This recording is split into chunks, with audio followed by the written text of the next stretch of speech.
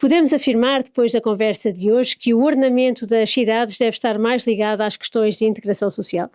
Sem prejuízo daquelas que já são as obrigações de quem faz o planeamento em matéria de previsão das componentes sociais e da auscultação das entidades sociais, parece-me que no futuro a componente social deve ser cada vez mais encarada como infraestrutura, como hardware, um bocadinho como olhamos para a eletricidade, para o saneamento básico, para a água, tal como um dia faremos, tal como já fazemos com a internet, e um dia se calhar faremos com a inteligência artificial. É parte que nós temos que planear para, neste momento, tal como aconteceu com as outras infraestruturas, com o saneamento básico, com a eletricidade, estamos a correr atrás dos territórios. Olha, está ali um território que precisa de ser coberto. Vamos tapar esse território com a intervenção social.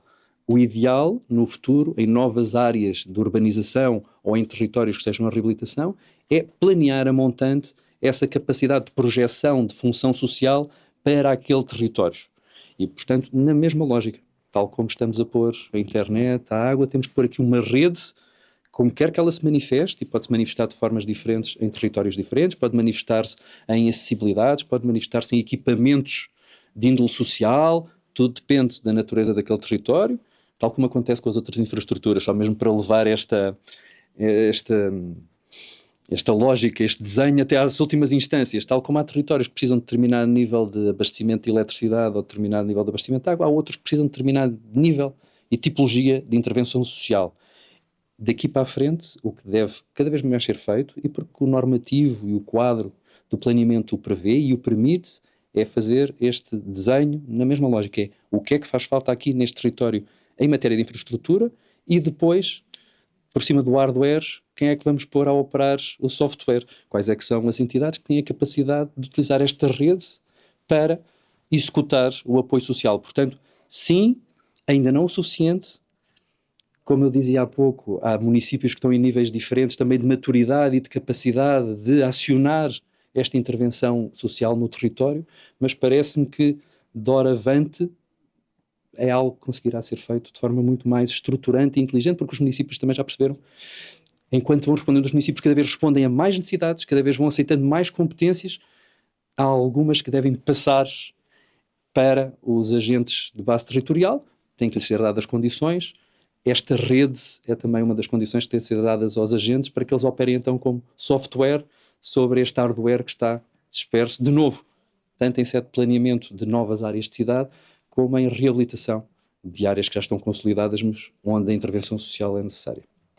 Falando um bocadinho aqui da sua participação hoje, depois de participar aqui na Misericórdia Talks, acredita que este tipo de iniciativa ajuda a aproximar as políticas territoriais das necessidades reais da população? Tudo o que seja chamar a atenção para a capacidade de intervenção das Santas Casas, das Misericórdias, melhor dizendo, no território, é um ganho. Os municípios, as entidades regionais, todas as autoridades têm noção, têm aqui um agente.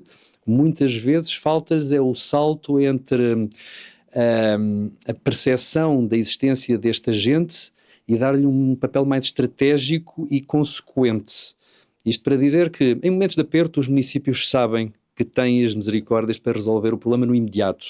Quando fazem o planeamento, ouvem as misericórdias, mas nem sempre se conformam com elas. E até a um nível estratégico, ausculta-se e depois manifesta-se ou não.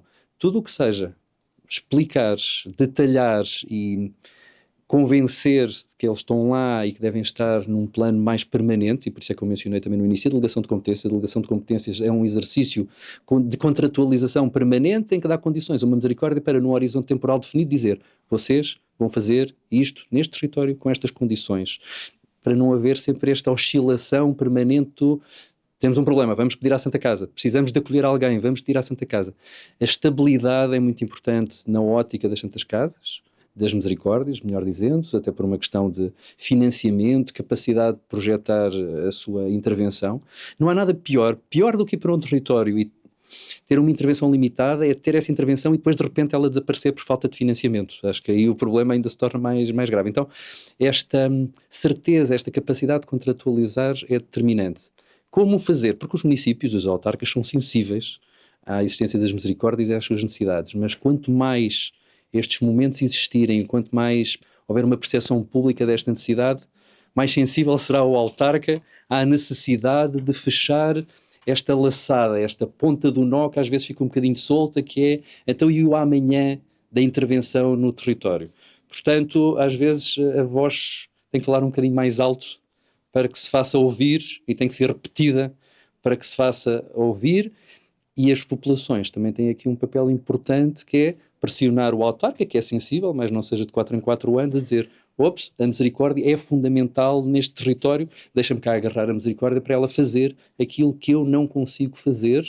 E há muito que os municípios não devem e não podem, porque também têm tanto onde a correr. Portanto, dito isto, tudo o que sejam momentos como estes, que sirvam para chegar ao decisor ou àqueles que estão a montante e que escolhem o decisor, vão juntando aqui vão densificando esta convicção até que se torna senso comum e depois manifesta-se através de uma relação contínua entre o decisor público e a misericórdia.